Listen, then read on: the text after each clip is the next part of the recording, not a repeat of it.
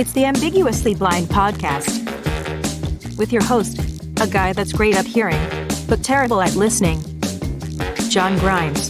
Hey. Welcome to the Ambiguously Blind Studios. A full transcript of this episode and most others, as well as more details about the conversation and the guests, can be found at ambiguouslyblind.com. And if you want to email me, your humble host with the most, I can be reached at john@amblind.com. That's JOHN@AMBLIND.com. This conversation is with the Membership and Safe Sports Coordinator with the United States Association of Blind Athletes, better known as the USABA, but you likely know her as a 2012 participant in the London Paralympics. Kat Bouwkamp, thanks for joining us. Hi, John. Thanks for having me. We're going to talk a lot about the United States Association for Blind Athletes, but I want to talk a little bit about you first. You are a Paralympian. I am, yes. I was a 2012 Paralympian, and I actually competed in the sport of wheelchair fencing. I was born with a physical disability from birth, where I am basically, the easiest way to explain it is I am missing most of the muscles below my knee in one of my legs. And so with that qualified me for the Paralympic style sports. And I got involved in wheelchair fencing and immediately fell in love with the concept of being able to stab people and get points for it. So, And now you'd have to go to jail or anything. Exactly. No repercussions for being a Three Musketeer. Wow, that is pretty cool. The games were in London. Did you have a good time there? I did. So I was 16 years old. I was the youngest on my team. When I say my team, that's me and the 7 other wheelchair fencers that competed. So I was the youngest on my team by 8 years, and I was the only female on my team.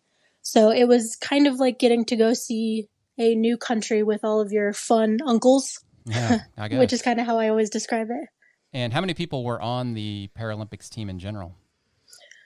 Oh, wow. I want to say around 200 to 300. Pretty good amount of people.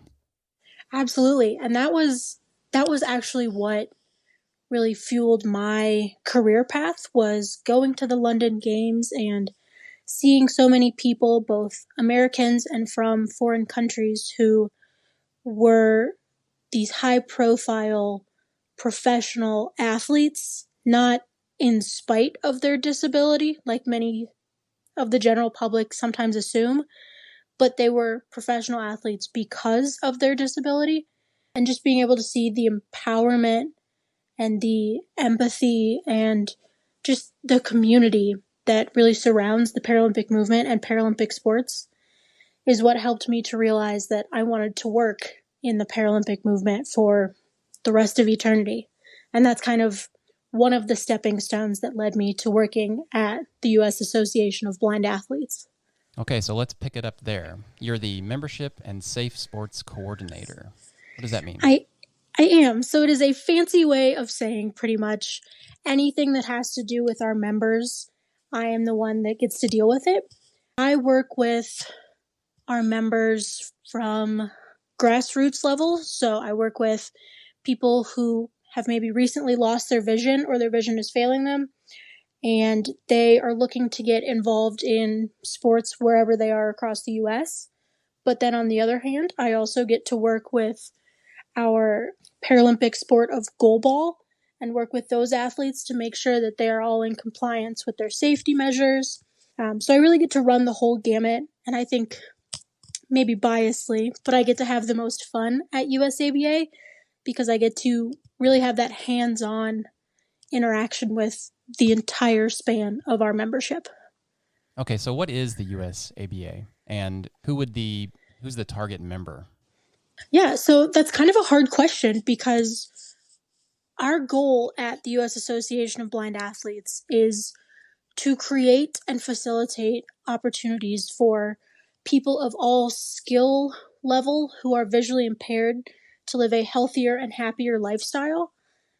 So whether that is someone who has lost their vision recently and is just looking for opportunities or even the how-tos, or whether that is someone who ran marathons competitively, has slowly started losing their vision, wants to get involved in that capacity, or whether it's someone who's vying for the Paralympic team. That's the beautiful part of USABA, is that we are creating and we have a community of athletes with visual impairments at all ability levels, so that we can create kind of this, it is such a niche community of people who are interested in being healthier and happier, who also happen to have a visual impairment. I imagine it is, yeah. So it sounds like you run the gamut from all kind of visual acuities and all ages then. We do, yeah. So it's interesting. One of our programs that I run is called United We Move. And it kind of sprung out of the COVID pandemic and when all of our in-person programming ceased to exist. We created a virtual program that utilizes Fitbits. And we have people who are registered all across the US who use these Fitbits to track their steps and their active minutes. And they compete in challenges with each other and have a community on social network. And so our youngest participant is 12 years old, and our oldest participant is 72 years old. And then when you look at the fact that that program is represented in 33 states, the weight range of our participants also goes from 85 pounds to 370 pounds. So we really pride ourselves on being a niche organization for everyone. Is kind of the fun way I like to explain it. You know, we are for people who are seeking this type of lifestyle, but it doesn't matter where in their journey for that lifestyle they are at. So we really serve everyone. And specifically within that, a membership with USABA provides the opportunity to get involved in programs like that.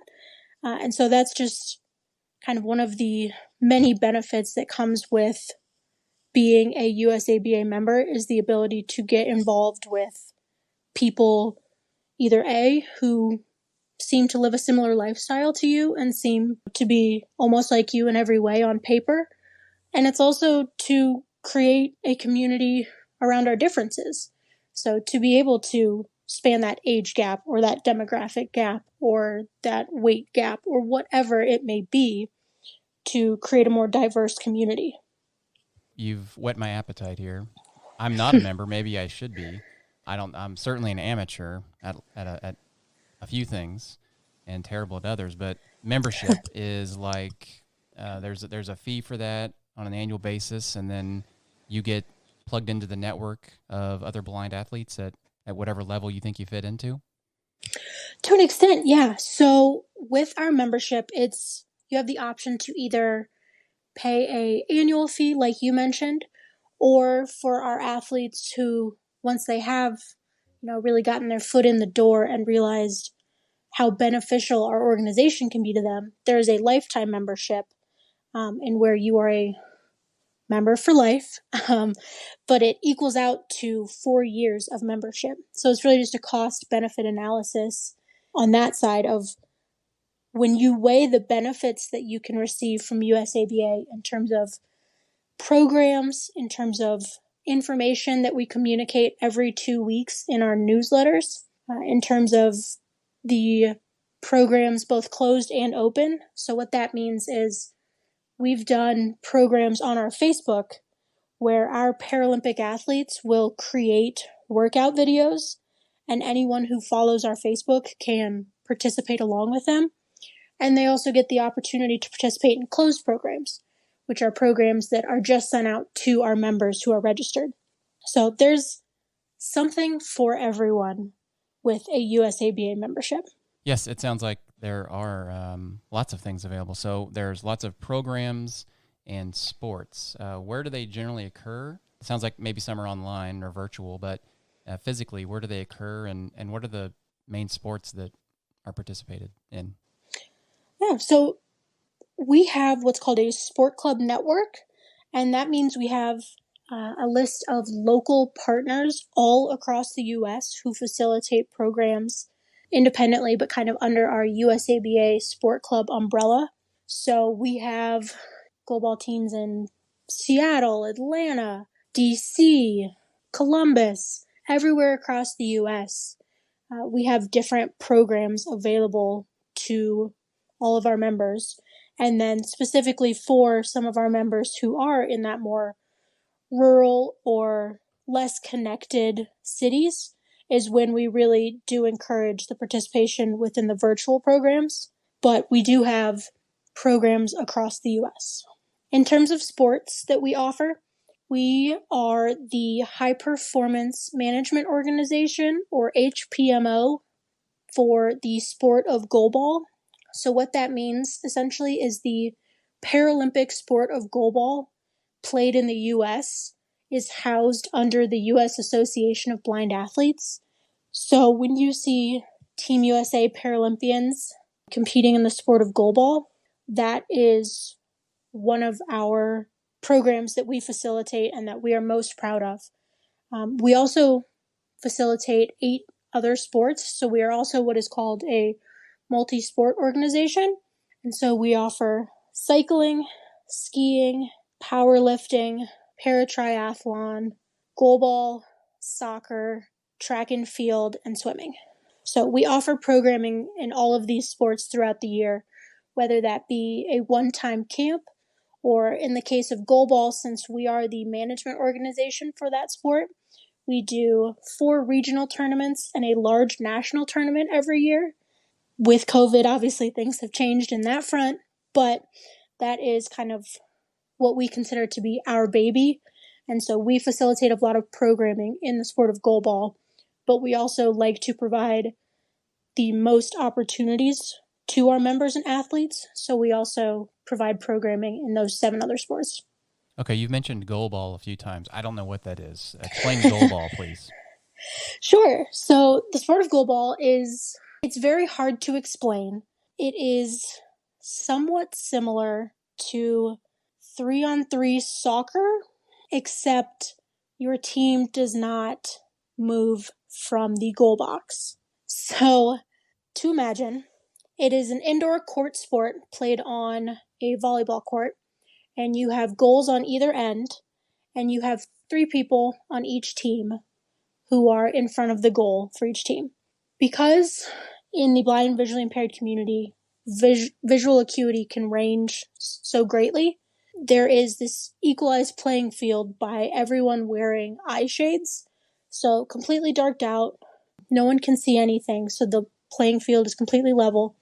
And the goalball itself is this large, it's almost the size of a bowling ball, but it's made out of thick rubber, and it has essentially bells and ball bearings inside of it to make noise when it is shaken or thrown. And the point of the sport is to score a goal in your opponent's goal. But obviously, your goal in the game is to defend your goal.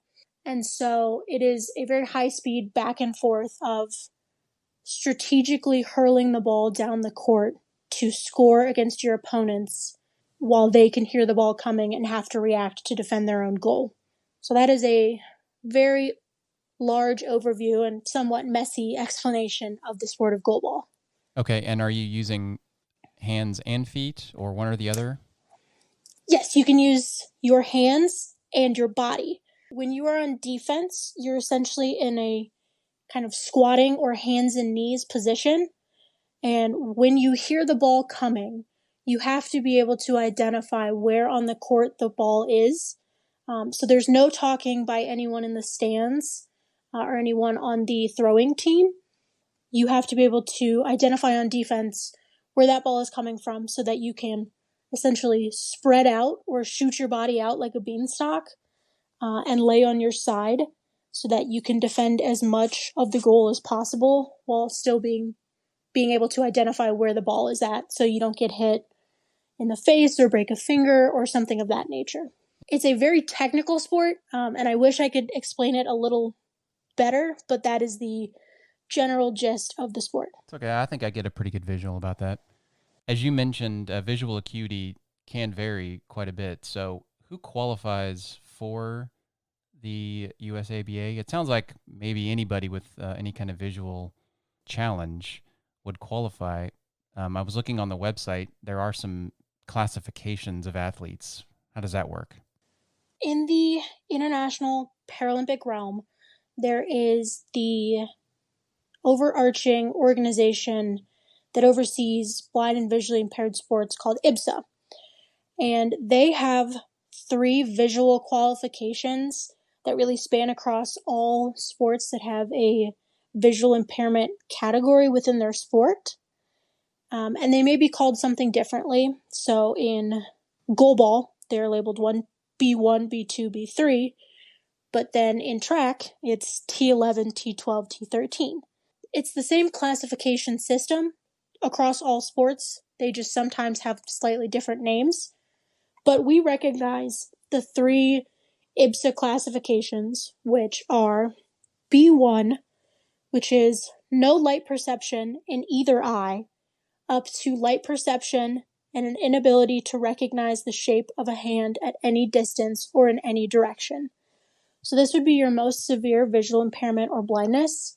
And then moving up, we head to B2, which is from ability to recognize the shape of a hand up to visual acuity of 2600 and or a visual field of less than 5 degrees in the best eye with the best practical eye correction.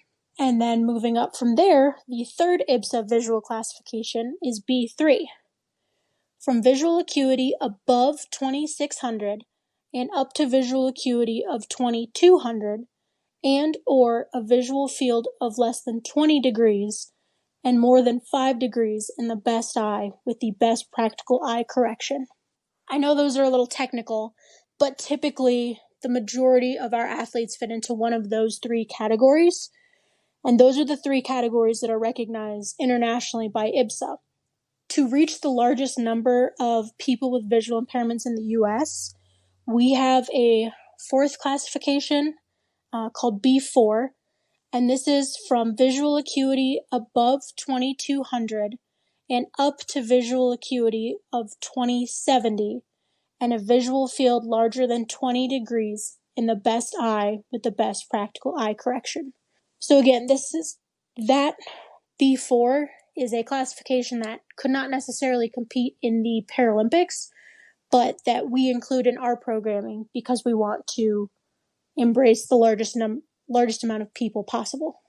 So I am 2300 in one eye and no light perception or zero vision in the other.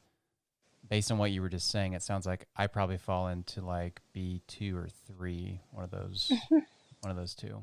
Yes. So that is somewhat of a tricky one. You would most likely fall into the category of B3. And what is the best or most popular sport, I guess, that the USABA? The most popular sport would be the sport of goalball, because we are that high performance management organization. That is, again, our baby. And so we facilitate the most amount of programs in that sport. And we definitely see the most involvement from our members in that sport as well. You mentioned some other sports. Cycling, I think, was one of them. I'm interested in knowing more about what opportunities and programs are available for cycling. Sure, yeah. So in a non-COVID year, we host 2 in-person cycling camps at the Olympic and Paralympic Training Center in Colorado Springs. So what that kind of looks like is we bring in athletes who are interested in the sport of cycling or who have dabbled in the sport of cycling and want to kind of increase their grassroots skills.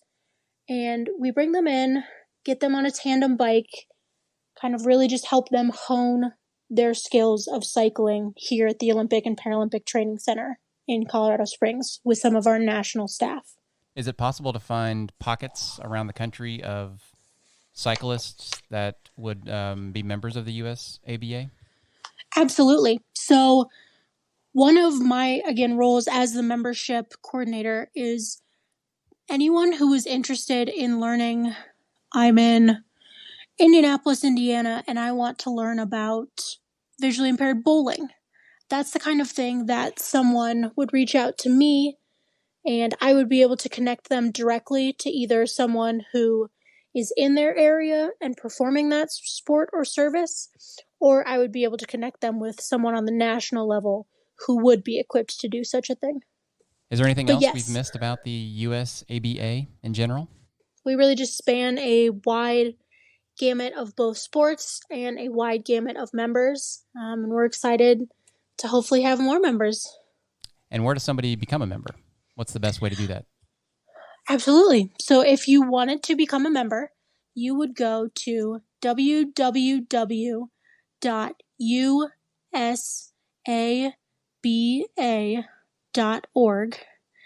And then from our homepage, you would be able to find the link to help you join as a member. And let's talk about the real reason we're here. Today is the beginning of National Blind Sports Week.